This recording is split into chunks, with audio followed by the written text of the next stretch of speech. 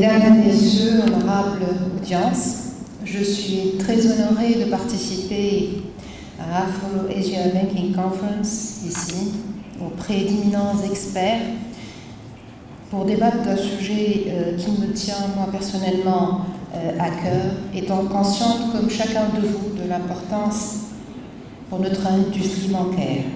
Et je remercie pour cela les organisateurs de m'avoir accordé cette opportunité. Il faut dire que parler juste après M. Wissem Fatour est très difficile puisqu'il a brassé beaucoup de sujets dans son intervention, mais je vais essayer d'être optimiste sur l'avenir de notre industrie.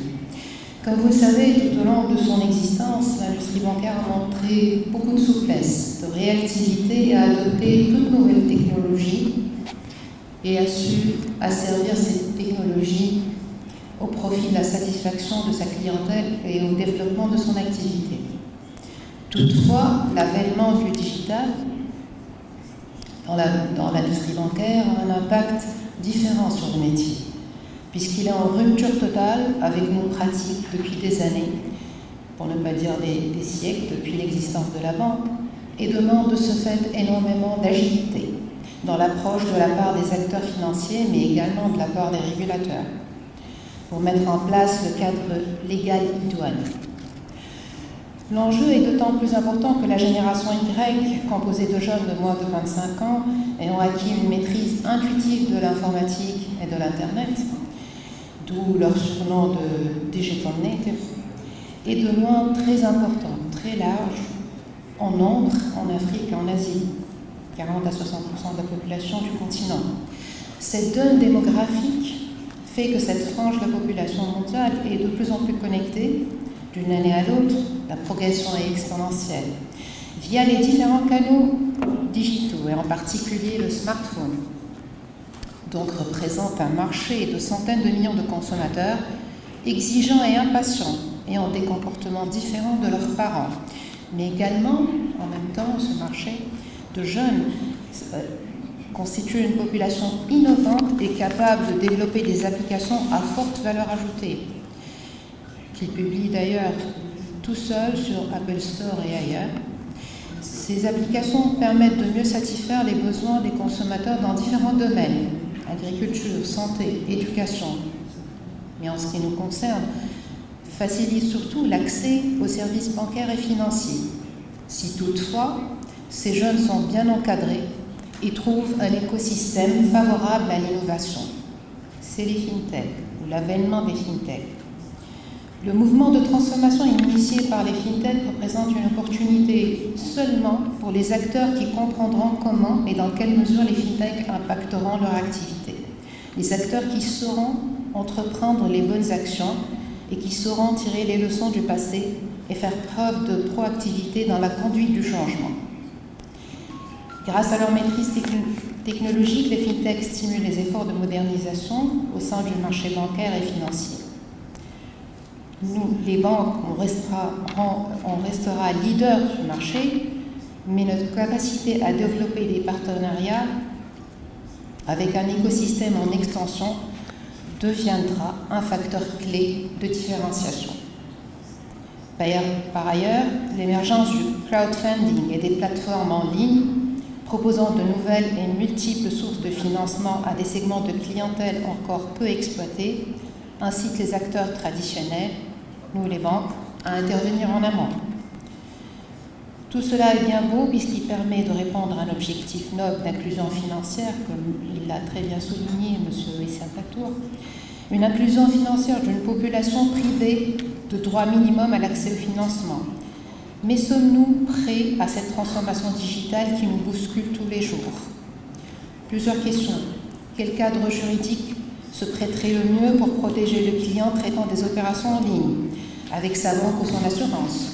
Je pense ici à la protection des données personnelles, la protection contre la fraude, la valeur de la signature électronique, la valeur juridique de la signature électronique en cas de procès devant le tribunal.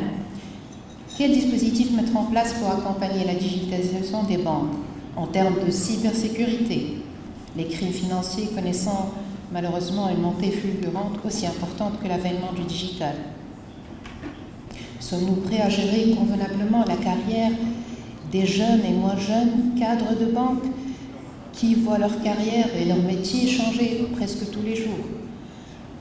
On ne peut se lancer dans la conquête des clients, particuliers ou professionnels, petites et moyennes entreprises ou grands groupes, via la banque digitale, si nous ne sommes pas en mesure de les rassurer et gagner leur totale confiance, et que si on est capable de répondre au moins aux aspects que je viens de citer.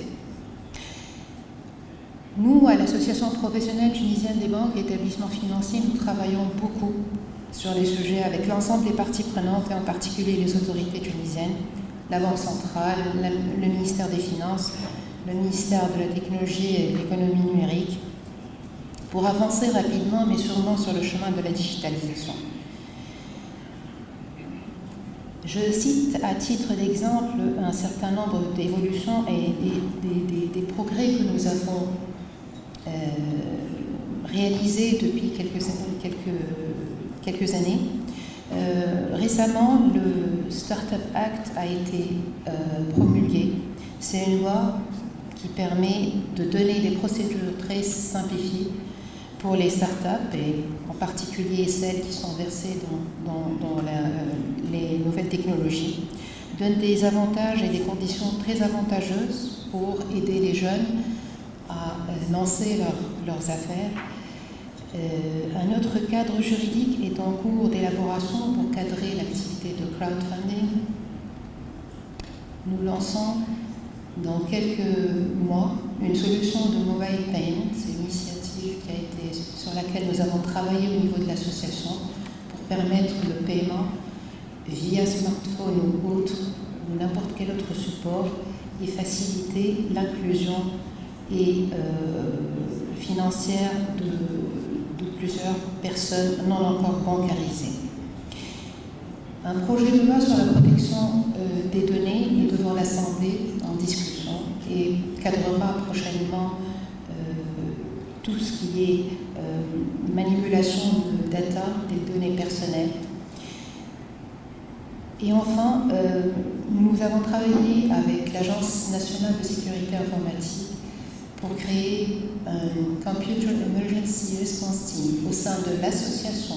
Son rôle est de veiller et protéger les systèmes d'information des banques, membres de l'association, tous les jours, 24 sur 24, 7 jours sur 7, contre toute menace ou malware qui pourrait survenir.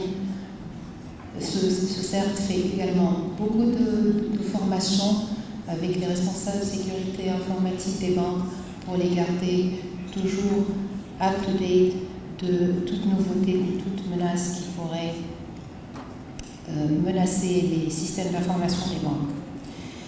Les sujets qui sont débattus dans les différents panels de cet important événement aujourd'hui montrent à quel point nous faisons face tous aux mêmes défis. Nous gagnerons à mutualiser nos réflexions, à fédérer nos efforts pour aller plus vite et plus loin. J'espère que notre conférence aujourd'hui aboutira à des recommandations concrètes pour matérialiser ces ambitions. Merci pour votre attention.